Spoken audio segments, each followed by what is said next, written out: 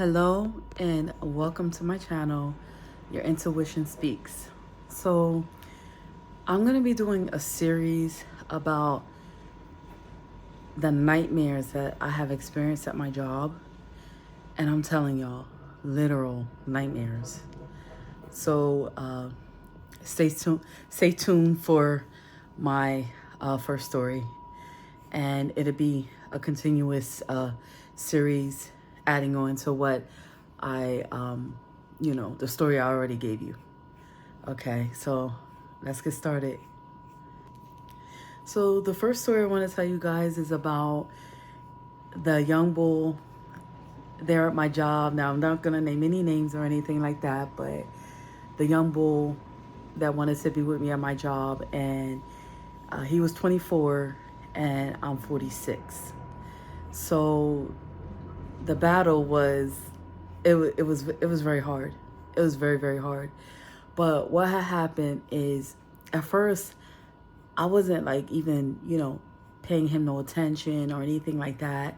I was just like, because I knew I had found out his age just from having a conversation with him. So I was like, you know what, I'm not even gonna go there, da da da. He's too young. I kept thinking this in my head, and that was an excuse I was using to get out of, trying, being with somebody who was like half my age. So the pressure kept coming, and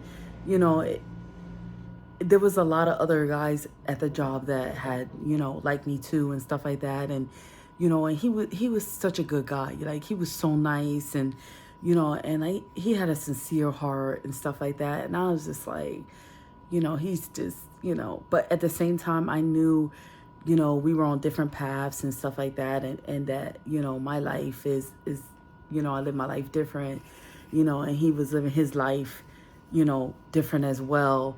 But also, he was a good person, and I knew that. He was like one of the best guys at my job, and he was the youngest. And so he was fine too, he was so fine. He was like so irresistible, to tell you the truth. And so one day, I just like, little by little, I started to allow him, to come in, and we started having conversations and stuff like that. Just started talking and spending time together and stuff like that, even on the job. And oh my goodness, like, I could tell you this one time where he came to my station and we were talking, and there was another guy there that I already knew, in my spirit, I already knew what he wanted, but he hated the fact that we were talking, right? So he went back and he reported to the office that I wasn't doing, like, there's like samples that you have to do. You have to keep track of stuff, like, just the quality of what you're of the product. So he used that against me, because he saw me and him talking. We were talking for a long period of time, and just flirting. Everybody knew what was going on, because I wouldn't give anybody else a chance at their job, but him, he was kind of seeping in little by little, even at first, even though at first I was like, I got to keep my distance, and I did, and even though I knew that he wanted to talk to me, he wanted me, I just kept my distance, okay? So, but that time, like I said, little by little, I just, like, was drawn to him, and then that had happened, with him telling on me about the samples and stuff like that. And then after that, what ended up happening is, like, I got apprehended and everything about that, about that situation or whatnot, about the samples, which I knew wasn't all about the samples. I knew that it was a guy that he just wanted his way with me, and of course he has a wife, and he's worrying about me and this young bull, so what ended up happening is, like, to fast forward, we're gonna fast forward a little bit. So I started, like, I would just go down, like little by little, I just started messing with him. Like I would go down, I would mess with him. I would, just just do like little flirtatious things, like go downstairs, like cover his eyes and like just mess with his hat and just mess with him and just like pick at him and just like do like little playful flirtatious things. And he was just such a good guy. Like he was such a good guy. Like he had a real hard life and stuff like that. He had to grow up. He had to grow up like really fast. So he was a little bit more mature than even the guys that were like in their 40s, and that's crazy, to me. That's crazy to me. But as we started flirting and stuff like that, everybody started picking up. Everybody started noticing. And during this time, I had found out who the alpha was, okay? I found out who the alpha was during this time. And the alpha would go and talk to him. And the alpha wanted me, even though he had a wife. But the alpha, his thing was to get him away from me. The alpha just wanted him to, wham, bam, thank you, man. But I knew already in my heart, I knew what my intuition was already telling me, that he wanted a relationship. He wasn't just looking for wham, bam, thank you, man. That's probably another reason why I was drawn to him, because it wasn't just about sex for him, even though I've been celibate. So one night he comes to me and he's like, because I had, it had started to progress, and he had told me the one night, he was like, I want you, and so I had given him my phone number or whatnot, and then he didn't call me that one weekend or whatnot, and I got a little, like, I'm just like, if you want me, then it needs to keep progressing, and I'm not saying to the bedroom, as of, I have to get to know somebody, and my celibacy is very important to me and very important to my faith, in my faith. So, so what happens is he got me upset, but I know there was whispers in his ear, I know the alpha was whispering in his ear and like really trying to like sever what was happening between us, which we were starting to get closer.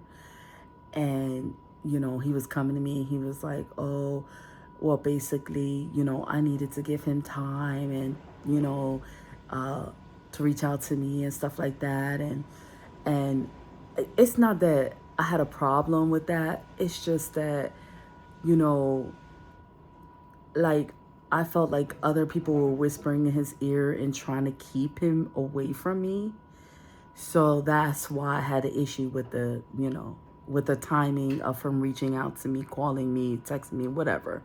It doesn't take much to do that. So, I corrected him about it. I had a talk with him about it and stuff like that. And then for the rest of that night, I like ignored him like totally. Like I ignored him like totally.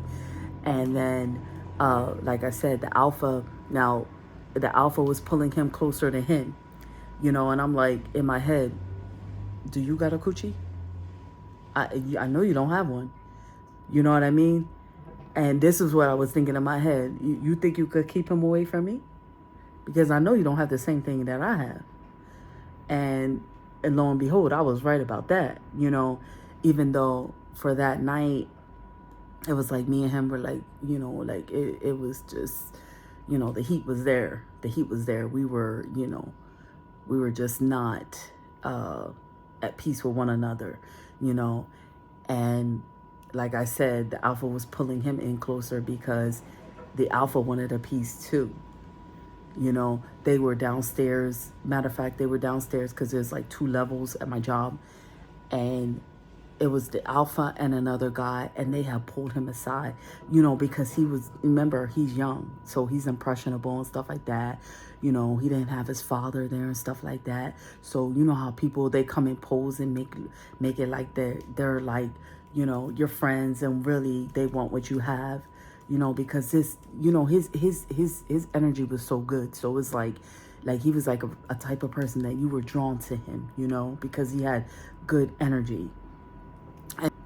And so what ended up happening is they were talking to him about me. They had pulled him in between the machine, and they were just talking to him, and, you know, I guess, you know, thought they were spitting out game or whatnot, you know, to him, because they both wanted me, you know.